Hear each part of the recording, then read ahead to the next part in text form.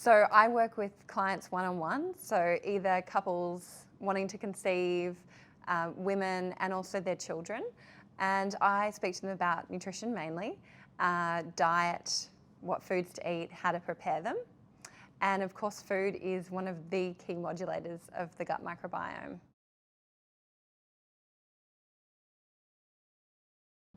I think people have a rough handle on what a microbiome is, or at least they've heard of a microbiome, but I don't think people quite know what to do to help their microbiome. I think they understand that antibiotics absolutely impact the microbiome, but they don't really know what things are going to help to make their microbiome flourish, or what impacts certain diet and lifestyle choices that they make are going to have.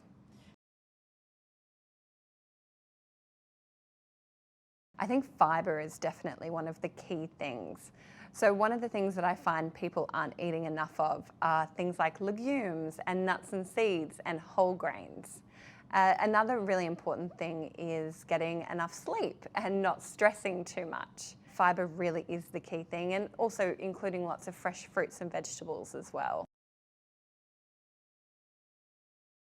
So kids generally come to me in clinic if something's gone off track. So they may have reflux or colic, they might have digestive issues, constipation is something I see a lot in toddlers.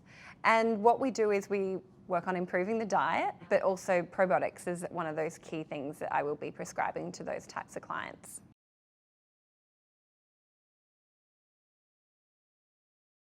It's becoming more and more common that parents do come in saying, I think there might be something wrong with my child's microbiome, but it's certainly not uncommon that someone doesn't understand how it works exactly.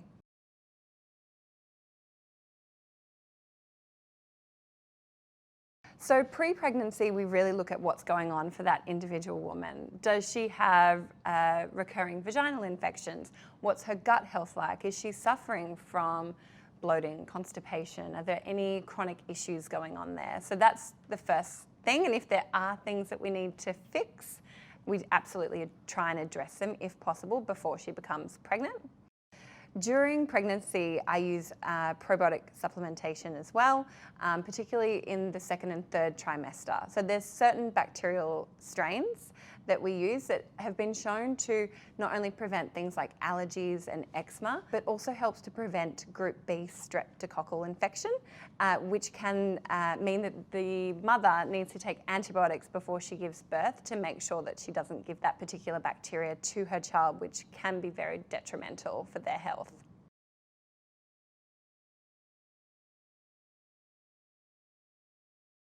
I think it's never too early to start thinking about your microbiome. It can take a long time to change and shift, especially if there's chronic infections or chronic misalignments that are going on.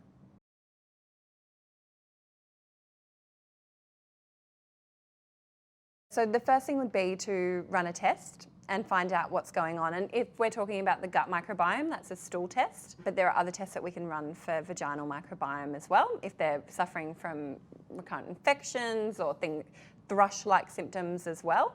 So test, identify what's going on, and then basically sometimes I need to refer to a medical professional if there's something more serious going on. But generally my approach is just to rebuild. So rebuild with probiotics and lots of fibre-rich foods, and also antioxidant polyphenol-rich foods.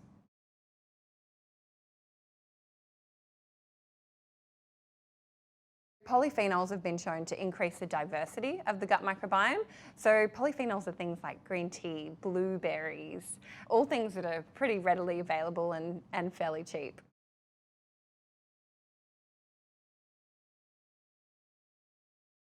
You don't need any of these fancy supplements with all the claims on them. Really, if you come back to whole foods, so things like whole rolled oats, lentils, chickpeas, fruits and vegetables, they're the best types of foods that you can be eating for your gut microbiome.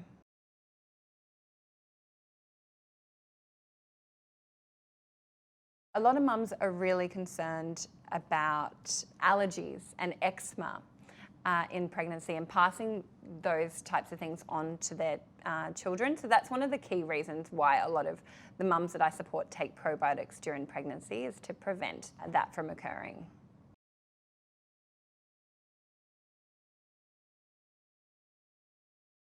There's absolutely lots of things that they can do, lifestyle, like getting enough sleep, not stressing too much, avoiding toxins, like reducing their pesticide exposure as well, so making sure you're washing your fruits and vegetables. But I think in terms of the research for preventing the eczema and the allergies, the evidence really is with that probiotic supplementation, which is at a much higher dose than what we can find in foods. Foods like sauerkraut, yogurt, kimchi, these are all traditionally used fermented foods, which are also really rich in pre- and probiotic bacteria.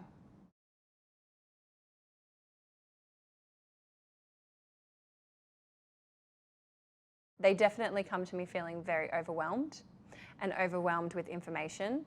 And what I like to do is boil it down to really simple things that they can actually apply straight away. Like they can go home, right, what are you going to have for breakfast tomorrow when you wake up?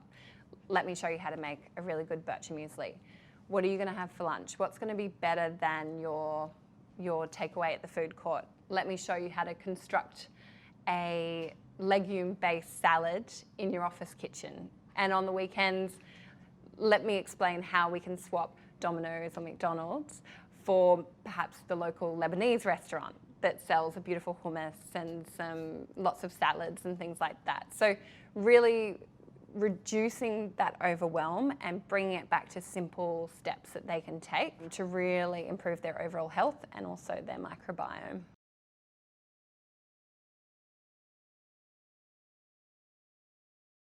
One of the key things for me is to keep that communication line open between me and all the other practitioners that they may be seeing, their fertility specialist, their GP, their haematologist.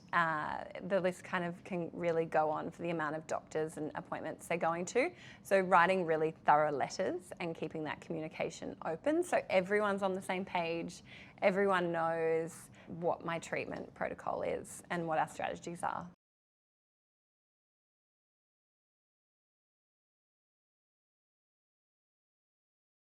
I think that used to be the case. I think it's becoming more widely accepted. I mean, food really is the building blocks. That's where the vitamins are, that's where the minerals are, that's where, what's going to feed the good bacteria.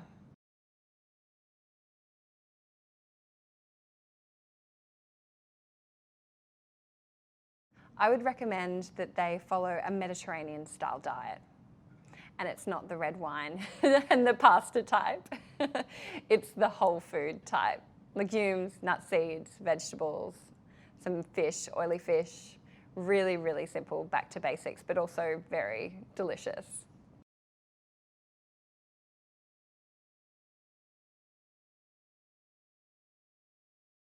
So I'm a mother myself. My firstborn had a whole range of gut issues when he was born. He had something called FPIES, which is food protein-induced enterocolitis. So we really did a lot of gut work on him. And yeah, I'm just really passionate about helping women to achieve their best health, but also the best health outcomes for their children.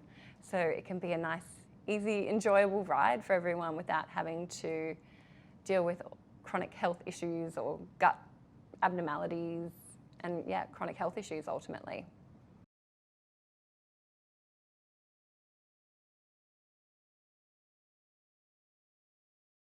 Yeah, so my son is diagnosed on the autism spectrum, and the moment he was diagnosed, I knew that we had to really look at his gut.